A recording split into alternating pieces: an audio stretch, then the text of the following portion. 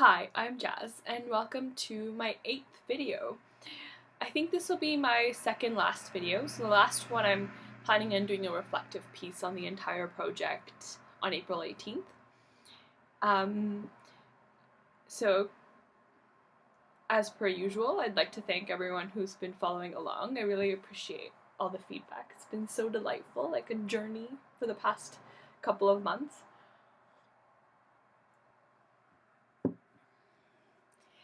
So, this video is on guilt, racialized bodies, power, and interpersonal relationships.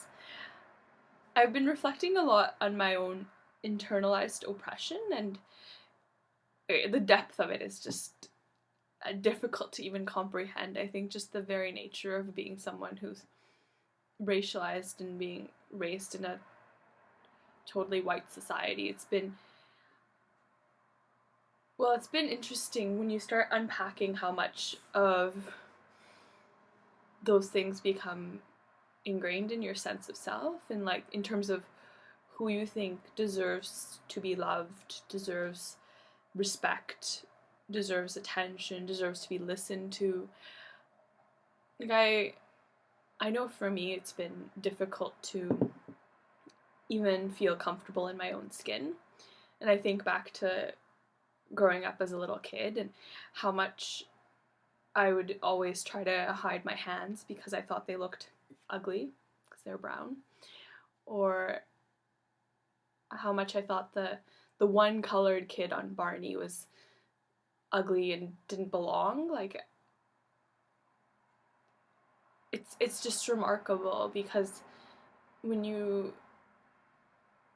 when that's the way that you grow up, it really shapes how you're able to interact with the world when you become an adult. And so I know that some of those things I still carry with me in terms of just I have a really hard time sometimes to even talk to white people, or just the sense that when a white person speaks to me that it's such a great thing, like as if they've bestowed some kind of gift upon me. And a lot of it's so subconscious that I don't even realize it sometimes, but it's only when I'm taking the time to really reflect on these questions that it comes to the forefront.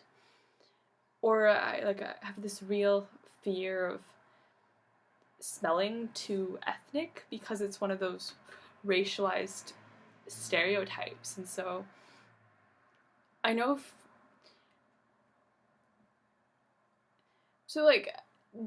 I think that's one of those lived realities of having a racialized body. But then it's one of those things that you don't realize how it comes out in terms of your interpersonal relationships. So I know that I've often refrained from, like, I try to keep what I label as white male privilege at an arm's length.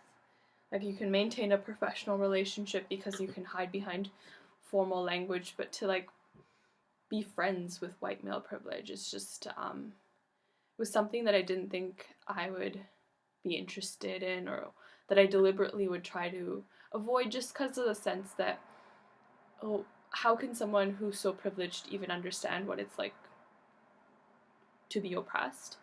And I should add the caveat that when I say white male privilege in this video, I mean like it's my short form of referring to like a certain type of white male privilege, one that's characterized by class, sexuality, and ability privilege as well. And so it's like someone whose lived reality kind of entails that they have very, very limited experience in terms of receiving oppression, or in terms of having internalized oppression.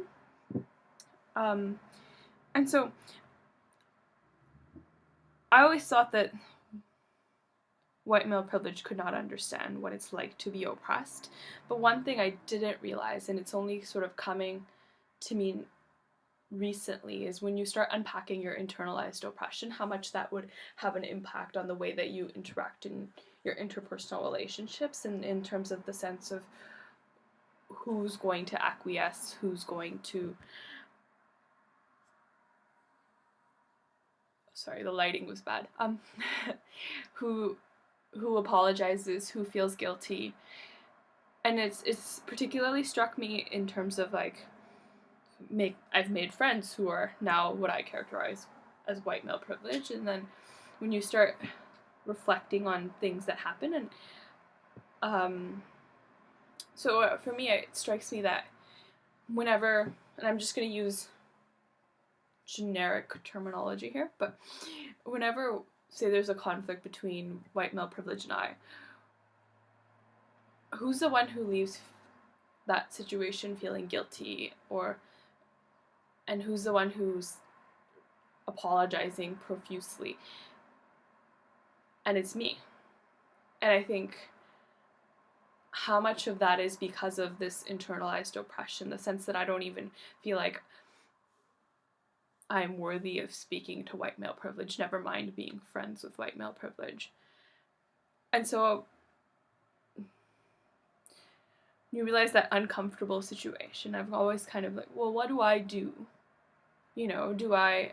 And so I have been trying to like push away that kind of rock of guilt that I feel like sits within me.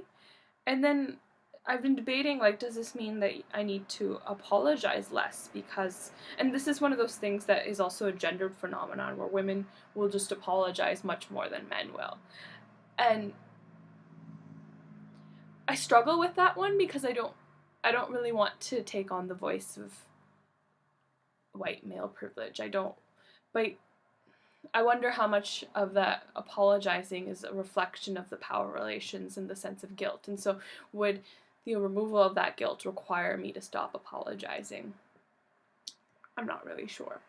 But it also strikes me that, you know, if you are white male privilege, or any sort of person who has the position of privilege vis-a-vis someone else within, especially in the interpersonal context, because it becomes, I think, more difficult to pinpoint oppression when you have other things that are going on.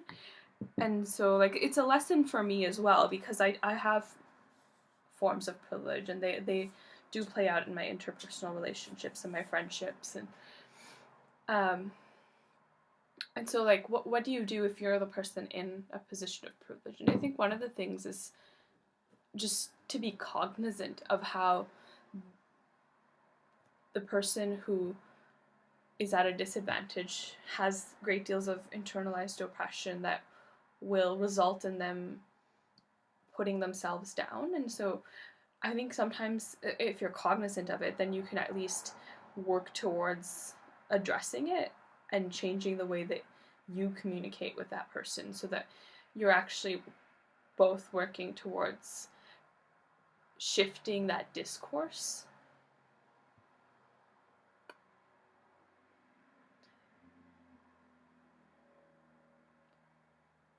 But yeah, so it's just one thing that I've been reflecting a lot on, because especially when I think about being a lawyer, like, you do have a sort of a relationship with your clients, and there is going to be a great deal of privilege in that space as well. And so I wonder what lessons I can take from my experiences of internalized oppression, how they would play out in terms of being a better legal advocate.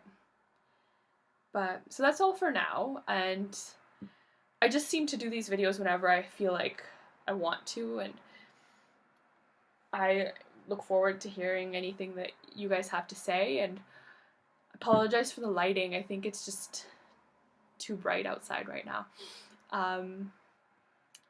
And hopefully I will have my last video on April 18th, and then maybe I'll continue doing these, but otherwise it's been great. Thank you so much. Bye!